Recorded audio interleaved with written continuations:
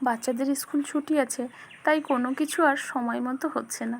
ওদের সঙ্গেই অনেকটা সময় কেটে যায়, তারপরে আর কোনো কিছু কাজের মতো সময় থাকে না। তো বেশ 1 সপ্তাহ হয়ে গেছে আমি ঘরের বিছানা চাদর চেঞ্জ করি না, যদিও সপ্তাহে একবার চেঞ্জ করি। তো আজকে ভাবলাম কি বেডশিটটা একটু চেঞ্জ করে নিই, আর তার সঙ্গে ঘরে যে ঝুল হয়েছে সেটাও একটু ঝেড়ে নিই। আমি প্রতিবারের মতো এরকমই করি, প্রতিবার যখন বেডশিট চেঞ্জ করি তার আগে আমি উপরে ঝুলটা সুন্দর করে ঝেড়ে তারপরে নিই। খুব কমই হয় ঝুল এখানে, যেহেতু আমার প্রত্যেক সপ্তাহে ঝাড়া হয়, কিন্তু সেই তুলনায় বলতে হবে অনেক বেশি হয়। জানো তো, প্রত্যেক সপ্তাহে আমি পরিষ্কার করি, তাও কোথাও না কোথাও কোণে দেখবো একটু না একটু মাকড়ি জাল বুনেই নিয়েছে। আর এটা দেখলে আমার খুব খারাপ লাগে, যে কারণে আমি সবসময় মানে ঘর ঝাড় দিতে গেলেও যদি কোথাও কোণায় দেখি, তো সবসময় ওটা ঝাড়ু দিয়ে পরিষ্কার করার চেষ্টা করি। তো যদিও মানে উপরগুলো প্রত্যেক দিন আর হয় না, যেহেতু বেডশিট চেঞ্জ করার দিনে হলে কি হয় বলো তো, যত নোংরাগুলো আছে তুমি যখনই ঘরের উপরে ঝুল ঝাড়তে যাবে একটু হলেও নোংরা নিচে পড়বেই। তো বেডশিট চেঞ্জ করার দিনে করলে কি হয়, ওই বেডশিটের উপরেই পড়ে যায়, তো কোনো সমস্যা হয় না বেডশিটটা নতুন চেঞ্জ করে যখন পাতবে তুমি। আর তা নাহলে আমাদের ভীষণ বাচ্চা দুটোরই ডাস্ট অ্যালার্জি আছে, ওদের তো ওই কারণে আমি, ওরা ঘরে আছে তো বেডশিট চেঞ্জ করছিলাম না, উপরের ঝুলগুলো পরিষ্কার করছিলাম না। এখন বাধ্য হয়ে করতে হচ্ছে, ওদের ওই ঘরে বলেছি তোমরা এই ঘরে এসো না, আমি এই ঘরটা পরিষ্কার করি তারপরে আসবে।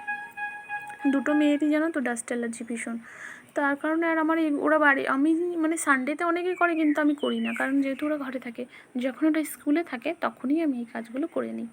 আর এই বেডটা জানো তো অনেক শখ করে নিয়েছিলাম, কফি কালার নিয়েছিলাম, দেখতে এত ভালো লাগে, কিন্তু এখন মানে কি বলবো, পস্তাচ্ছি বলতে পারো। কারণ এই কফি কালারটা এত পরিমাণে ধুলো জমে না, মানে তুমি প্রত্যেক দিন মুছবে সকালে বিকালে, দেখবে কি মনে হবে কেউ এসে মনে হয় বেড পরিষ্কারই করে না, সব ধুলোগুলো মনে হয় ওই বেডে গিয়েই আটকায়। তো আজকে মানে প্রতিদিন আমি এমনি কাপড় দিয়েই পরিষ্কার করি, কিন্তু ওই বেডশিট যেদিন চেঞ্জ করি সেদিন একটু কেরোসিন তেল দিয়ে সুন্দর করে পরিষ্কার করে দিই। আর কেরোসিন তেল দিয়ে মুছলে জানো তো একদম মানে একটা শাইনিং এসে যায়, মনে হবে সবই নতুন নিয়ে এসেছে এরকম, তখনের জন্য খুব ভাল লাগে। আর এটা শুনেছি কেরোসিন তেল দিয়ে পরিষ্কার করলে বেডটাও ভালো থাকে, তো ওই কারণে হালকা একটু যে পোঁছাটা আছে ওর উপর দিয়ে সুন্দর করে মুছে নিয়েছি।